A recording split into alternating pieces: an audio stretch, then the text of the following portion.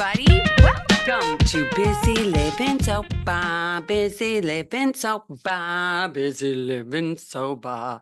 It is episode 460. Oh my gosh. Time's flying, isn't it? Oh my gosh. Good to see everybody. Happy Wednesday, Wacky Wednesday. I guess I want to be wacky today. Why not, right? If you're here for the first time, welcome. So glad you're here. So glad you found us. And if you're back, so happy you're back. And I hope you will find today's podcast inspiring. My topic today is many things. Are you surprised? Are you surprised? I don't think you'll be surprised. So I just put out Monday's podcast, obviously a couple days ago.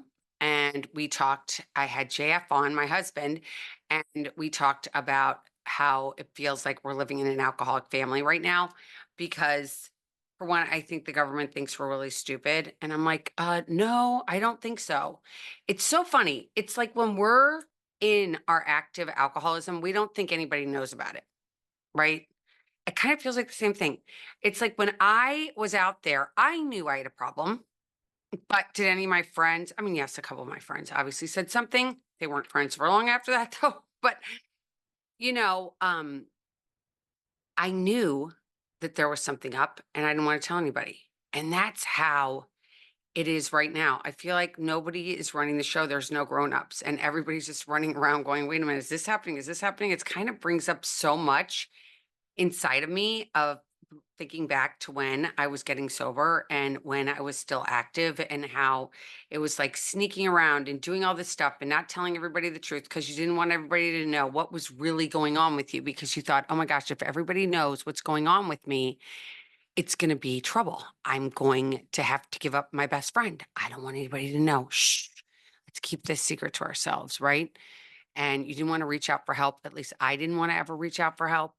And if you're watching this on YouTube, I'm really messing around with my back because I hurt my back, as I mentioned last week. I'm finally going to see somebody today, but I have ice on it, and that's why I keep moving around. But anyway, not to digress, that sense of feeling like I want to hide. I don't want anybody to know. I want this to be my own secret. I even remember going to parties and making sure that there was enough of what I like to drink. It was so important for me to keep this little secret that I needed it to have fun, that I really couldn't go to a party unless I had a cocktail in my hand because inside I was so nervous and so fearful of what everybody else was going to think about me because inside I judged myself so harshly and I knew I had a problem and I didn't want anybody to know. It was my secret. And the thought of giving up the one thing that literally made me feel good was not an option. Let me give up anything else, but not that. Do you relate to this? Do you relate to that feeling of like, oh my gosh, I know something's up with me and alcohol, and I know I don't like myself when I wake up in the morning, but I keep doing it. I keep doing it anyway. I keep doing it because it's the only way that I can manage this day, right? And kind of like our country right now, nobody can say, okay, wait a minute, here's the truth. This is what's really going on. Here's all of our mess. You do with it what you want. Here's our truce. And then you make a decision. That would have been easier, right? And I think when everybody gets to the breaking point, everybody comes clean to somebody, whoever it is. If it's your best friend, if it's a sibling, if it's a parent, if it's a partner, everybody gets to that place that they're like, oh my gosh, I surrender. I surrender where I am. I want to tell you everything that's been going on with me, my actual truths of what's going on when I close that door and I go into my house and I'm by myself, what really happens. Because we've been carrying this around, our little secrets, for a long time. And again, we're so scared. I watched last night, not to digress with what's going on, but I have to talk about something a little bit light for a couple minutes. I think who knows how many minutes this is going to go, but I watched Andrew McCarthy's documentary called Brats. because he was part of the Brat Pack. And anybody born or went to high school in the 80s that's listening, I graduated in 87. So 85 was like the big year of St. Elmo's Fire and, you know, Breakfast Club and all those great, awesome movies that were so fun and really just made us, I don't know, we had so much fun watching them. At least I remember me and my friends always having so much fun and going, which one are you? Which one are you? Of course, I was like Demi Moore in St. Elmo's Fire because I was a wild, wild, wild one. And that's what my friends would say to me, oh my gosh, you're just like Demi Moore. Because I'd be that one like locked up in a room, probably rocking and, after doing bad things the night before. And but I think everybody loved it. And then we had Pretty in Pink with Ducky, and we all could relate to all these characters. But Andrew McCarthy, not to give it all up, but they didn't really like that term Brat Pack. They felt like they were being called brats, like spoiled brats, instead of actors, which they are. And it's been 30 years. So it's interesting, almost 40 years. And it's interesting that how they all felt on the inside, right? Because we all believe everybody's this way on the outside, even actors. We think that they're best friends, even when they walk off the set, when they're just doing their job and they're acting. And I can say for myself, I spent a lot of time with acting. Like, I'm not like Demi Moore. What are you talking about? What are you talking about? I don't do those things. When in doubt, I knew I did do those things. And being able to watch, like, reminisce about what their lives were like back when they were actors younger, and now they're in their, late 50s, early 60s. And thinking like, wow, these people are coming out today and saying, you know what, we weren't best friends. I always thought that Rat Pack that they traveled together all the time. I know that's maybe delusional, but I was like, oh my God, they're all best friends. Demi Moore, um, Molly Ringwald, um, Emilio Estevez, Judd Nelson, Rob Lowe.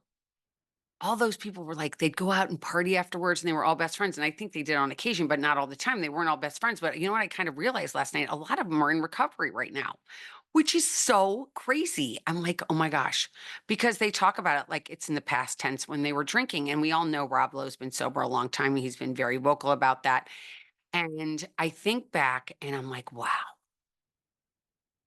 I'm not alone in this group of having a problem with alcohol. There's a lot of us out there. There are a lot of us that are in our houses and we're thinking, oh my gosh, I've got this secret nobody knows. And nobody is going to bust me for it. And I'm just going to keep it under wraps as long as I can. I'm going to keep this little secret I have under wraps so nobody knows. And I can keep going the way I've been going. I can keep this. It's my secret. Nobody needs to know. But what the crazy thing is, most people do know. Most of the people around us do know, but because we respect each other, at least in some ways, still in this country, I think, people don't go and tell you to your face, hey, by the way, I think you have a drinking problem. Hey, by the way, I saw you rolling in here with somebody last night. Who was that? By the way, you don't seem to be yourself. By the way, can I help you? So many of us want to keep it in. We want to keep it our secret. We don't want anybody to know. We don't want anybody to see that we are, we're not okay at that moment. And how much energy, oh my God, how much energy it takes to keep the secret, your secret. How much energy do you put into it? Thinking, oh my gosh, nobody's knowing what's going on. I'm the only one that knows. It's my secret. I'm going to take my recycling can. I was looking out to my driveway because that's where recycling is. But we take that recycling can and we make sure that it isn't too much. And we might look at the neighbors like, what does their recycling can look like? Is theirs as filled as mine? Hey, they're inside. I can just take some of mine and put them over there so nobody knows. I'm going to go to a different liquor store today. I'm not going to go to the same grocery store today. I'm going to go to a different checkout person. I'm going to go to a store down the street a mile, or I'm going to go 3 miles, or I'm going to go to a totally different town. I'm going to make it a secret. I'm going to go from bottles to boxes. I'm going to get boxes of wine and then nobody will see it. I can hide that more easily underneath the Amazon boxes. It keeps us in such darkness. I didn't even realize. I really had no idea until I've been sober for a while that I had been living in my own prison. I was like, when people would talk about that, they'd be like, "You living in your own prison?" I'd be like, "What are you talking about? I could do whatever I want. I could get in my car whenever I want. I could go do whatever I wanted." Da, da, da, da, da. But the reality was, I was in prison. You know why? Because all I thought about was where I could get it, make sure I had enough. I did not want anybody to know. I didn't want anybody to know. I wanted to hide it. It was my secret. It wasn't anybody else's, and it wasn't anybody else's business. And what they thought about it, none of their business. It's me. This is me. I'm doing this. I've got kids. I'm got a house.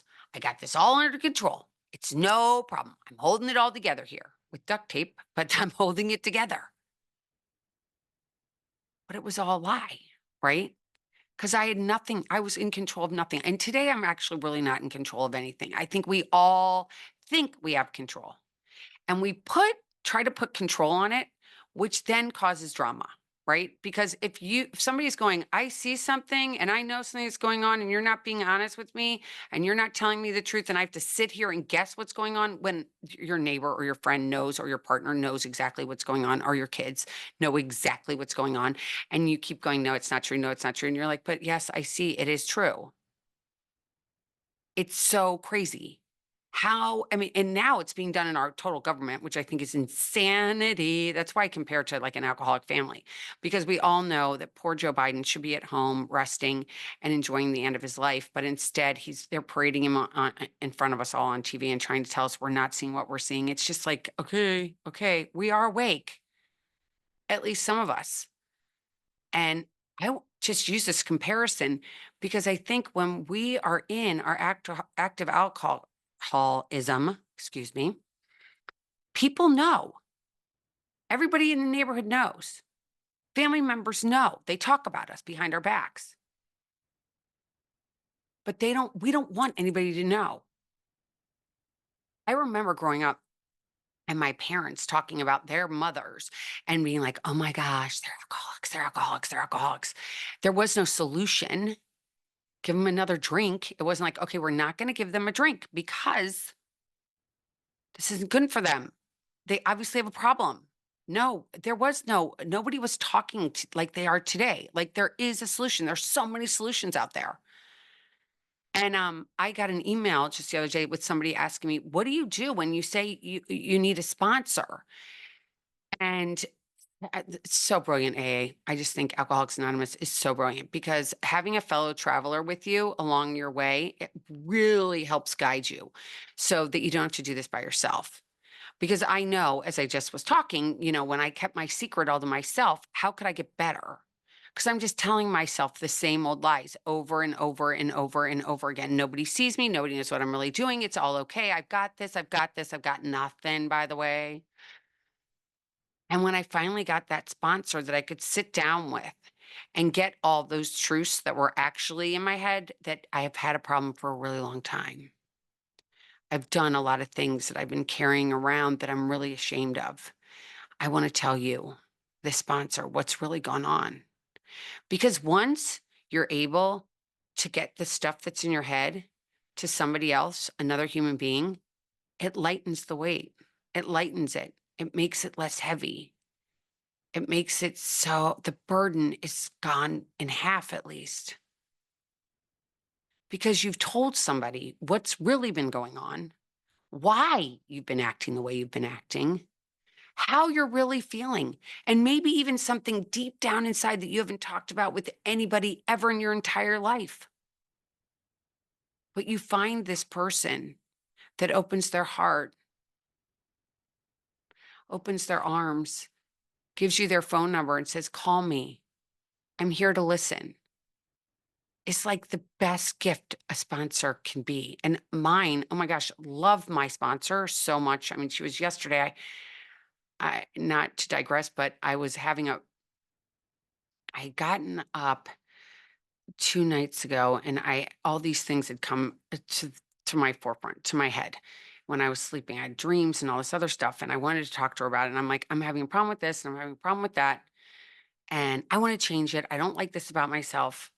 Because I feel like as you get older and as you are sober longer and as you just are on your journey of life, it's like peeling open an onion. Like things always appear when they're supposed to appear.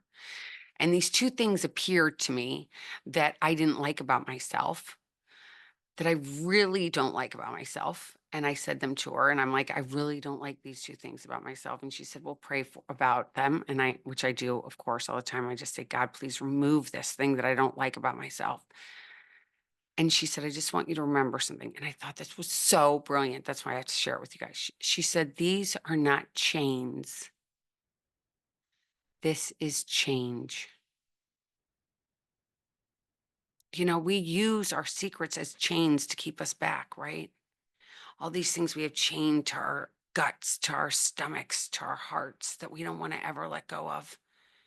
And as much pain as these secrets are causing us, and so much pain that these things are that are inside of us, we have them inside of us with big steel chains and big steel walls. At least I did. And I didn't want to let go of those things that were under the chains and behind the wall. Because if I did, I thought, oh my gosh, if I admit this stuff, oh my gosh, I'm going to crumble and I'm going to be like Humpty Dumpty. All the king's horses and all the king's men can't put Humpty back together again. I would be a mess.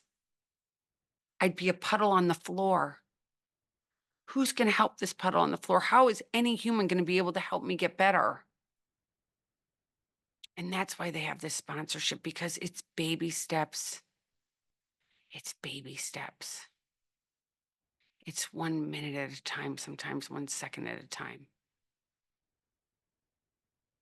Alcohol is but a symptom of our alcoholism, right? It's just the thing we use to calm this brain and this heart that's holding all of these things with chains and big steel doors.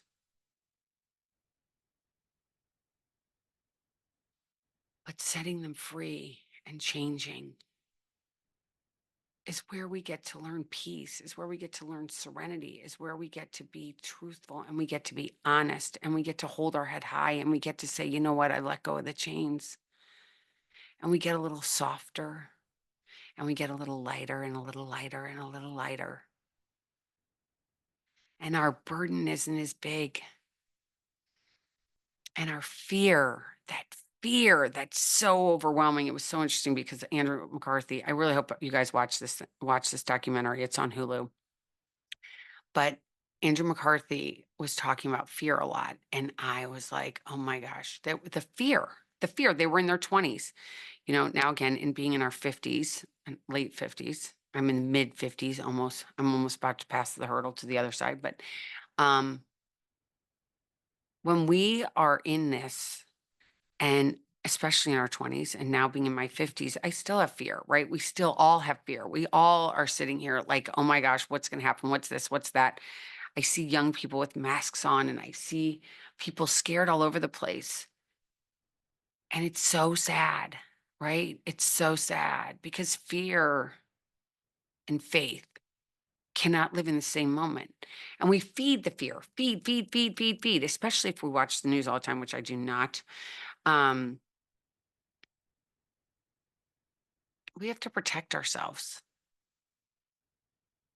We have to know the facts. We've got to take the time to go and read and investigate different things because that's why God gave us a brain. And when we're sober, we're so much more aware. Sometimes it becomes overwhelming. It brings up anxiety, fear. But we just, again, have to do everything a little bit at a time.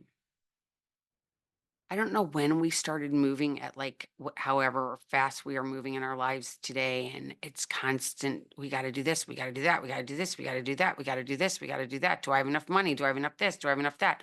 I kind of laughed last week. I saw a thing at Tim Dillon's podcast, and he was talking about Americans. All they do is consume, consume, consume. All we want to do is buy, buy, buy to fill that hole in our soul because we don't talk about God anymore. So we got to fill it with material items. Hey, I'm the first to, I'm out there. I'm with you, by the way. I'm not putting anybody down here. I love to buy just as much as everybody else does. I love it. It fills a hole, definitely, especially when I'm not feeling great about myself. But we are consumers and we are moving at all times. So when does it get down to basics and we get back to basics, just the little stuff, and we just go back to this plain white plate and we get clean and we free ourselves? That's what the sponsor helps you do. Free yourself from the stuff you've been carrying for so long. Your lights come back on. You get to be bright again. You get to enjoy life again. You get to put away the alcohol and never touch it again. Never touch the drugs again. Now, by the way, you have to talk to a doctor before doing any of this. Do not do this on your own. I know someone that has died ODing by themselves, taking stuff off, and not ODing, withdrawing by themselves.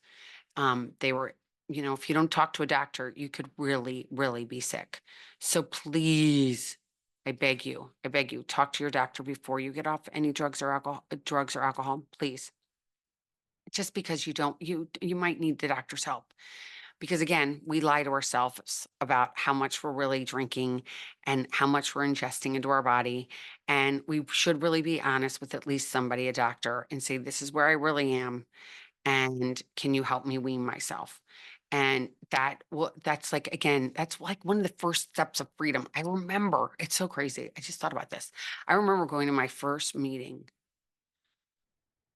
and walking into that room off of Luella Court in Wayne, Pennsylvania, and raising my hand and saying, hi, I'm Elizabeth.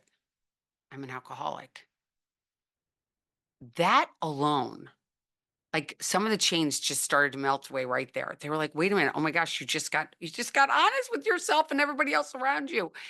And it was so freeing. It was so freeing. Our ego, easing God out. I love that acronym. Our egos say, oh no, I got it again. I'm good. I'm good. I'm good. I'm good. I got this. I got this. We ain't got shit, by the way, as I said earlier. But really getting honest and owning it in your heart gives you freedom.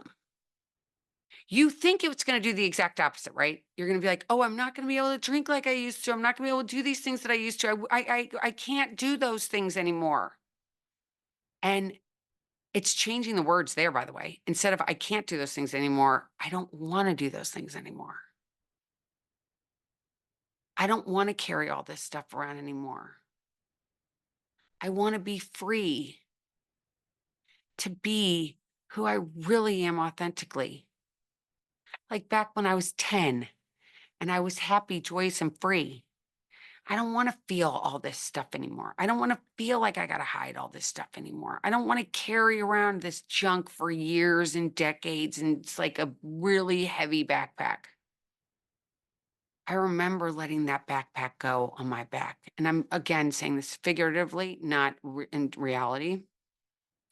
But I remember having that sense of like, I feel free. My shoulders dropped. I didn't feel like I had my shoulders all the way up into my ears. And I didn't feel like my back hurt all the time. I felt free. It's like when you're in the ocean and you're out there and you're swimming and you've got something on you and you let it go. Like, especially even, I remember when my kids were little and you'd be swimming with your kids on your back and you're like, oh my gosh, this is so heavy. But think about when they do float off and they swim by themselves or they can stand and you're like, oh my gosh, so freeing. It's that same feeling. Your back, your shoulders, you just get to be who you really are. And it doesn't matter what anybody else thinks about you. It's how you feel about you. It's getting to this place where you're like, I give up. I'm done fighting with this alcohol, with these drugs, which for a long time, I would also use the example of a bottle being like Mike Tyson. Okay. Let's face it, probably anybody else, even anybody at this point, probably any man that I got into a ring with, they'd kill me. So the alcohol was just like that for me. Every time I got into the ring with a bottle of booze, it won. Because once I had one sip, I had 47. So it was like, guess what? Enough. I got to stop. It's too much. It's too much. So getting free, telling the truth, remember that saying when we were younger? It was like, honesty is the best policy. And it's so true because when we're honest and authentic, we have nothing to hide. We have nothing to be ashamed of. We get to just be us. All the bumps, the lumps, the lines in the face, the pooch in the tummy, all of it. We get to be all of it. And we get to be proud of ourselves. And we get to say, you know what? I'm letting go of the chains. I'm letting go of the big steel metal walls around my heart. I'm ready to get honest. I'm ready to get okay. I wish the government would do that too, by the way. I wish they would finally say, okay, this is what's going on. Just so everybody who's out there who thinks there's something going on, all right, you're not crazy. Because I think the worst thing in the world is to sit there and say, I know what I'm seeing is not real. I know there's something out there, but you're lying to me. And when you know somebody's lying to you, it hurts so much because you're like, why aren't you telling me the truth? Why? I can handle it. Give me the opportunity to handle it. Let me be a grown up. I really never wanted to be a grown up, I have to tell you guys. Being a little kid was kind of fun. Not having to have responsibilities, not having to be somebody that people could rely on. I just wanted to party. But little would I know that I am way freer now than I was when I was partying and had my face in a dirty martini after dirty martini, wine glass after wine glass. Because I wasn't free then. That was a lie. I needed more and I needed more and I needed more. I don't need more anymore. You can get here too. Just one second, 1 minute, one day at a time. You can get there. I know it. I know it. It just takes some work. It takes finding a friend. It takes finding a fellow traveler, someone you can trust. And, and for the life of me, please find a higher power. I call mine God. God is like my everything. I love God. I love the Blessed Mother. I talk to them every time I do a podcast because I want them to be there with me. And I don't want to be let down because humans can let me down. But if I trust people that I can't, things that are out there in the universe, I've got a better chance than not. Because none of us are alone as much as they want to say. You're not alone. You can always reach out to me at Elizabeth, Elizabeth, at elizabethchance.com. And chance is chance.com. If you're out there and you're feeling alone, you can change. Just let go of the chains and you can change. You can. I know it seems really hard, and it is. I'm not going to lie to you, but you're worth it. You are worth the change. You are worth the work. And you might just have to do it, as I just mentioned, 1 second at a time. And that's okay. Just 1 second at a time. That's it. That's it. And seconds add up to minutes, and minutes add up to hours, and hours add up to days, and days add up to weeks. weeks add up to months, months add up to years. And it's so freeing. But I am still here in it, by the way. I am still back. I am still at this all the time because just because I put down the drink doesn't mean that my brain's been rewired. I still need to work on this. I still need to go to meetings. I still need to call my sponsor. And yes, it's been a long time. I've been sober. She's been sober for 40 years. And she still goes, I'm talking about my sponsor, goes to meetings. And she still reaches out to her sponsor. So it's not, it's forever. It's not like you check it off and you're fixed. Okay, that's not this thing. That's not mental illness. It doesn't just go away just because you went and you got treatment. You just work on more tools and you get more tools in your toolbox to help you at that time and whatever's going on in your life. And as you guys all know, have been listening to me a long time, I have stuff going on, but I don't drink under any and all circumstances. And it's because I have this friend that I can talk to and she answers the phone when I call her, and I can go to meetings and I can raise my hand and I can tell how I'm feeling.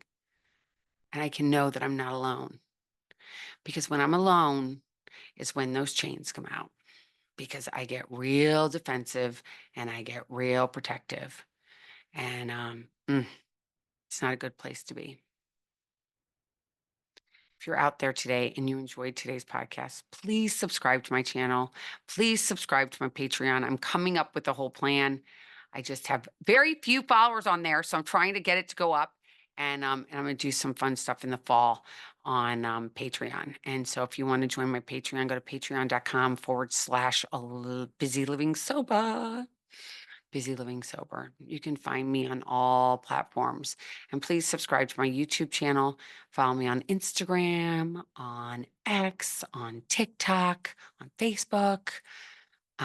You can find me in all those places. And I just want you to know that you are not alone today. You are not alone. Don't believe that. That's a lie. That is a lie. That's your disease that's telling you you're alone and you're not worth help. You are. Everybody breathing on this planet is worth something. You're worth it. You're worth it. Please reach out, and I promise I'll write you right back. And until next time, everybody, I'm going to lean really forward now. Until next time, everybody, keep getting busy, living. Bye, everybody. Take care until Monday.